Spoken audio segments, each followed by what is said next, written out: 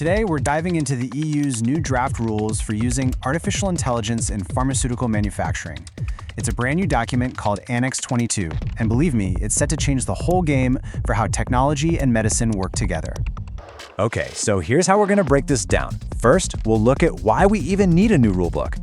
Then, we'll get into the nitty-gritty of the rules themselves. After that, we'll explore how these rules are supposed to build trust in AI, the super important role of human oversight, and finally, we'll look at what's next on the horizon. You know, to really get a handle on Annex 22, we first have to understand the world it's stepping into. And that is the incredibly high-stakes, high-pressure environment of making medicine. So this entire world runs on a super strict set of principles called Good Manufacturing Practice, or GMP. Everything, and I mean absolutely everything, is designed to minimize risk and protect patient safety. It's all about consistency, control, and being able to trace every single step. Now, in walks artificial intelligence, right? And it has this incredible potential to make manufacturing way faster, way more efficient. But its complexity, the fact that it learns and changes, creates this real tension with GMP's demand for absolute control. You can't just plug in a smart system and hope for the best when lives are on the line. And that is precisely where Annex 22 comes into the picture. It's really the first official attempt by any major regulator to write the rulebook for this powerful new tech, trying to build a bridge between that amazing innovation and ironclad safety. All right, so let's crack open this new rulebook. What does it actually say? How does it build this new framework? Because it's all about drawing some very clear lines in the sand. So Annex 22 doesn't start from scratch. It actually builds on the old rules for computer systems called Annex 11. But it adds these crucial new layers just for AI. So instead of just checking fixed code, you now have to validate the patterns the AI has learned from data. And here's the big one, explainability. Being able to show your work wasn't a huge deal before. Now, with AI, it is absolutely mandatory. And this is so important. The regulators are making a really clear distinction here. Not all AI gets to play on the field, especially for those critical tasks that directly impact a patient. So, what's in? Static models, the ones that are locked in and don't change, and deterministic models, which are predictable. What's out? Dynamic models that learn as they go, and the creative tools we hear so much about like generative AI and large language models. Now, how strict these rules are really depends on whether the AI's job is considered critical. And to figure that out, you have to do a careful risk assessment. You have to ask questions like, is this AI just making a suggestion, or is it making the final decision by itself? What's the worst-case scenario if it gets it wrong? And does this touch any of our core documented manufacturing processes? Okay, so if only the predictable AI is allowed in for the really important stuff, the next massive question is, how can anyone actually trust that it's working right? This is all about prying open that famous black box of AI.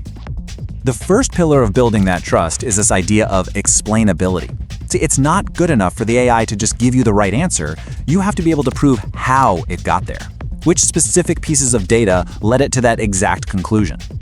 And industry experts, like Jonas Ribeiro here, they're pointing out that this really changes everything. Companies can't treat AI like some magic box anymore.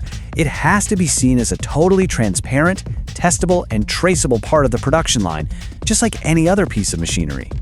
And this isn't just some vague idea either. The guidance gets really specific. It actually says companies need to use established technical methods, tools like SHAP or LIME, that basically help everyone, from auditors to experts, see the model's reasoning. It makes every critical decision transparent. All right, pillar number 2 for building trust is making sure the AI is tested fairly. And this is done with a super strict rule called test data independence. The easiest way to think about it is this. You can't use the same questions for the final exam that you used for the homework. And the requirements for this final exam data are tough. For instance, having human experts verify the data labels makes sure the AI is learning from the actual ground truth. And see that last point? Keeping it completely separate from the developers is critical. It makes sure the final test is a real, unbiased check of how the AI performs, not just a test of what it memorized. But here's the thing. Even if you have a perfect, trustworthy, explainable AI model, Annex 22 is crystal clear on one thing. Accountability always comes back to a person, not an algorithm. And the way they make this happen is through a concept you're going to hear a lot about, human in the loop. It's a model that ensures no matter how smart the system gets, a qualified person is always in charge, supervising and making the final call. And this image just says it all, doesn't it? The AI can do the heavy lifting, it can analyze, predict, and recommend. But when it comes down to a critical decision like releasing a batch of medicine to the public, a trained, qualified human being has to have the final say. Period. This system itself is actually designed with this in mind. For every single prediction it makes, the AI has to give a confidence score. If that score ever dips below a certain level, the system automatically flags it and kicks it over to a human operator for a closer look. It's a built-in safety net. So, with all these rules on the table, what's really fascinating is seeing how the industry is gearing up for this and what the road ahead actually looks like. A lot of experts, like Dr. Alina Mertens, see this as a really positive and necessary step. The point isn't to stop innovation, it's to professionalize it. It's about finally giving companies the clarity they need to move forward with AI, but to do it safely. And the general feeling from the industry is that this isn't about reinventing the wheel. The quality principles that have been used for computer systems for decades are still a really strong foundation. This is just about adapting those proven ideas to a much newer, much more complex technology. And you know, this isn't set in stone just yet. That's a really key takeaway here. If you look at the timeline, we're in this critical consultation phase right now. The draft is out for public comment, which gives everyone, from the tech companies to the pharma giants, a really important chance to give feedback and help shape what these rules will ultimately look like. And that leaves us with the big question.